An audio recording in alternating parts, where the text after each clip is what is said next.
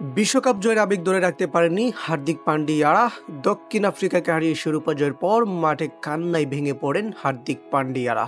দক্ষিণ আফ্রিকার শেষ ব্যাটসম্যান আন্দ্রে নটজেকে আউট করেই মাঠে হাঁটু কেড়ে বসেন হার্দিক পান্ডিয়ারা। মাটিতে মুখ গুজিয়ে শুয়েছিলেন রোহিত শর্মা, কাঁদেন ঋষভ পন্থ, জসপ্রীত বুমরাহ, সূর্যকুমার যাদবরা।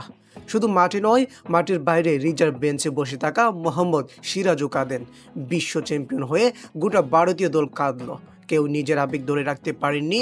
2011 সালের পর দীর্ঘ 13 বছর আইসিসির 4টি ইভেন্ট, 5 বার ফাইনালে উঠেও শিরোপা নিয়ে বাড়ি ফিরতে পারেনি ভারত। অবশেষে ট্রফির সেই খোড়া কাটল রোহিত শর্মা নেতৃত্বাধীন দলটি, যে কারণে কাঁদেন ভারতীয় ক্রিকেটাররা। ভারত শিরোপা জয়ের পর মাঠে নামেন কোচ রাহুল দ্রাবিড়। বিশ্বসেরা হয়ে নিজের কোচিং ক্যারিয়ার শেষ করলেন তিনি। মাঠে নেমে ক্রিকেটারদের জড়িয়ে ধরলেন সাপোর্টিং স্টাফরাও। কেউ তখন কাউকে সামলাতে পারছেন না। হার্দিক পান্ডিয়াকে জড়িয়ে ধরে চুমু খান অধিনায়ক রোহিত শর্মা। তিনি তাকে ছাড়তেই চাননি, দীর্ঘ সময় জড়িয়ে ধরে রাখেন। এরপর রোহিত জড়িয়ে ধরেন বিরাট কোহলিকে। বিশ্বকাপের ফাইনালে বারবার ব্যর্থতার কারণেই তাদের এমন আবেগ এবং এমন আনন্দ। ভারত বিশ্বকাপ জয়ের পর মাঠে নেমে পড়লেন ক্রিকেটারদের পরিবারের সদস্যরাও। রোহিত গিয়ে জড়িয়ে ধরলেন স্ত্রী ঋতিকাকে, বুমরাহ জড়িয়ে ধরেন স্ত্রী সঞ্জনাকে।